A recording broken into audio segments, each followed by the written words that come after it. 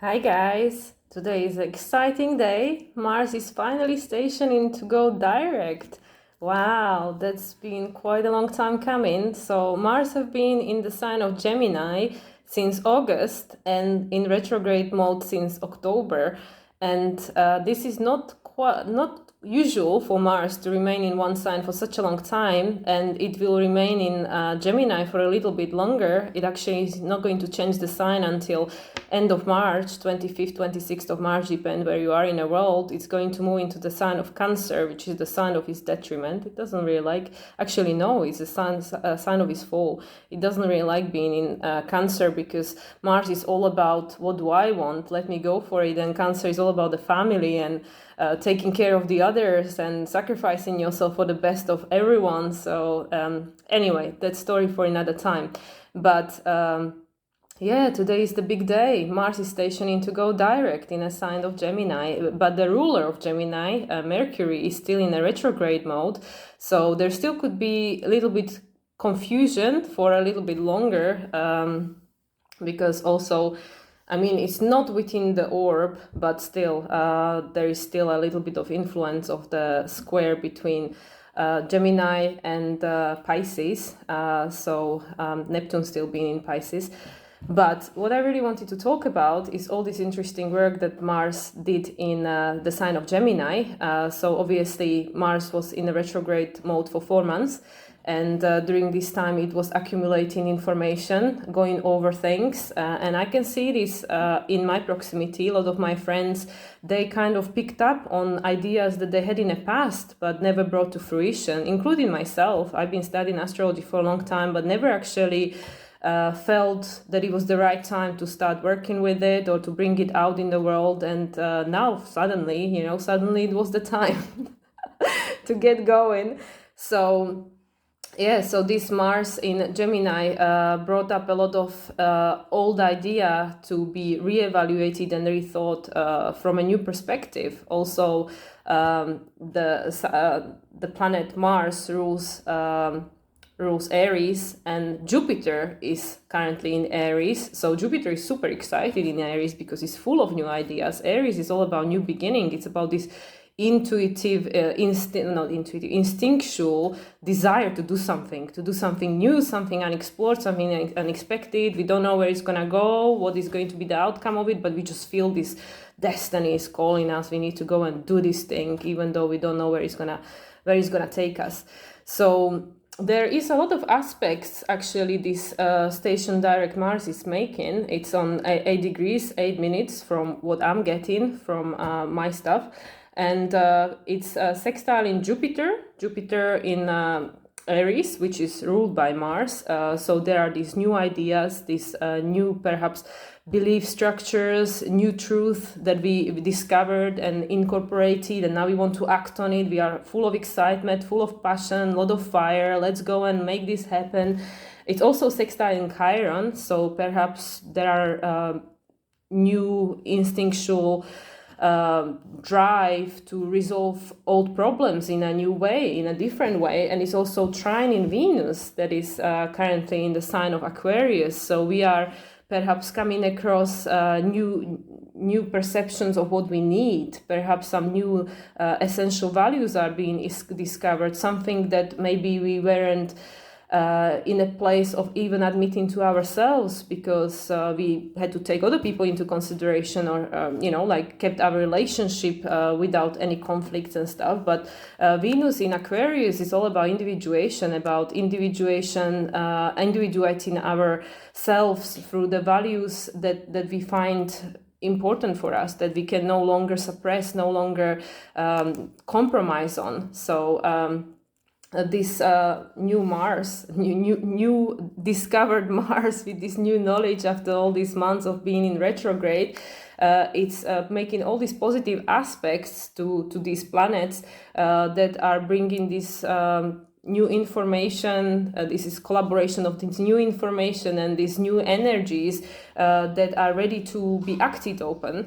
But because of the ruler of Mars, Mercury, is currently still in a retrograde mode in the sign of Capricorn, there is still some rethinking process going on. Perhaps we are restructuring, like thinking about the step-by-step process, how we're gonna make this happen, how is the best way to proceed to make this a success. But there are already ideas. There is already a new truth, a new vision we want to follow. This energy, this fire, this intuition that is guiding us to go and do something. However, this Venus is actually squaring the nodes.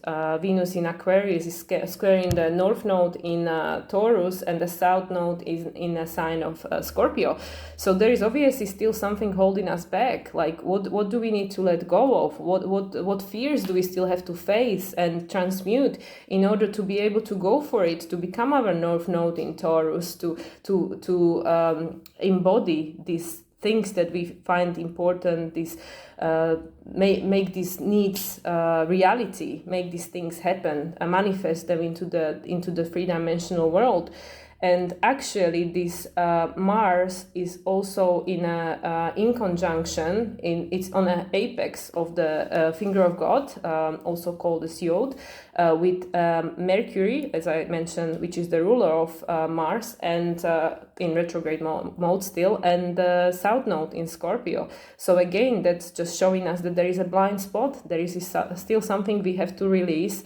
Still certain fears that we have to overcome, which are holding us back, which are holding us in a state of disempowerment. We think that there is still something out there that has a control, has a power over us, and is enabling us to live this life, to embody this Venus in Aquarius and becoming our full individuated self, live our life and our relationship in accordance with our values, with what's important to us, perhaps even talking about it, because Mercury in Capricorn is very introspective. Capricorn is a yin energy, so it's like bringing this information inwards and processing it and see what's going to come up out of there, because Capricorn is quite sensitive, despite the fact that it's got all this bad rap about being strict teacher and stuff, which is still valid. It's all truth, but it's all about creating boundaries. So what boundaries do we still have to create? What boundaries do we have to speak about? We have to express to be able to go